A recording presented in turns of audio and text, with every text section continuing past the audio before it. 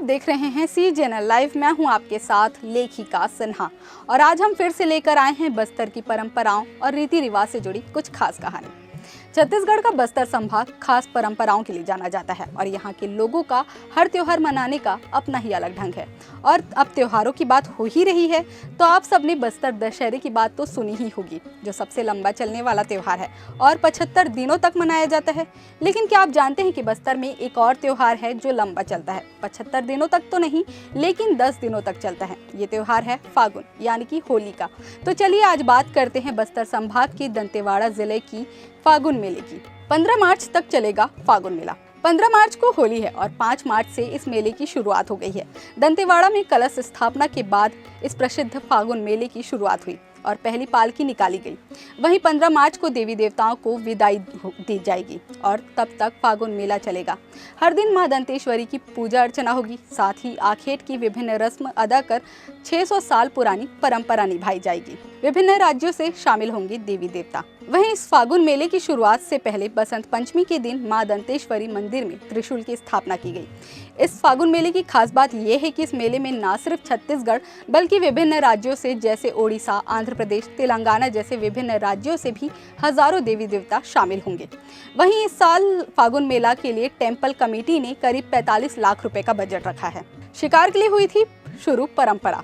चलिए अब इस परंपरा से जुड़े कुछ खास पहलुओं के बारे में विस्तार से समझते हैं। स्थानीय लोगों के मुताबिक करीब 600 साल पहले आखेट यानी कि शिकार प्रचलित था।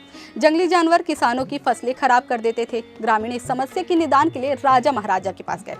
तब तत्कालीन राजा ने जानवरों का शिकार करना शुरू किया था।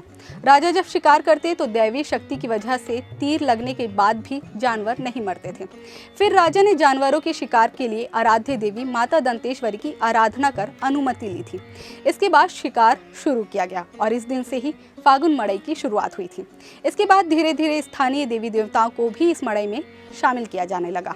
बसंत पंचमी के दिन शुरू होती है परंपरा। वहीं दंतेवाड़ा की दंतेश्वरी मंदिर के पुजारी लोकेंद्र नाथ जिया ने बताया कि फागुन मेला शिकार के लिए प्रसिद्ध है। इसमें रस्में तिथि समय के अनुसार 10 से 11 दिनों तक चलती है और अब शिकार का नाट्य रूपांतरण कर परंपरा निभाई जाती है। वहीं हर साल बसंत पंचमी के दिन माता दंतेश्वरी के मंदिर में गरुड़ स्तंभ के सामने त्रिशूल स्थापित किया जाता है। ये मेला शुरू करने की सबसे पहली रस्म होती है। फिर कुछ दिन बाद फागुन महीने में देवी की पूजा समेत दूसरी रस्में होती हैं। इस बीच मेले में शामिल होने के लिए निमंत्रण पत्र तैयार किया जाता है जिसे देवी देवताओं को भेजा जाता है। मेले के अंत में देवी देवताओं को दी जाती है विदाई। बता दें कि फागुन मेले में नवरात्रि की ही तरह माता दंतेश्वरी की 9 दिनों तक विशेष पूजा अर्चना होती है। 10वें दिन यानी कि होली के दिन मेला भरता है। यहाँ ताड़ के पत्तों से होलिका दहन करने की परंपरा भी है। मेले के अंत में देवी देवताओं को विदाई दी जाती है। श्रीफल और नेक भी दिया जाता है।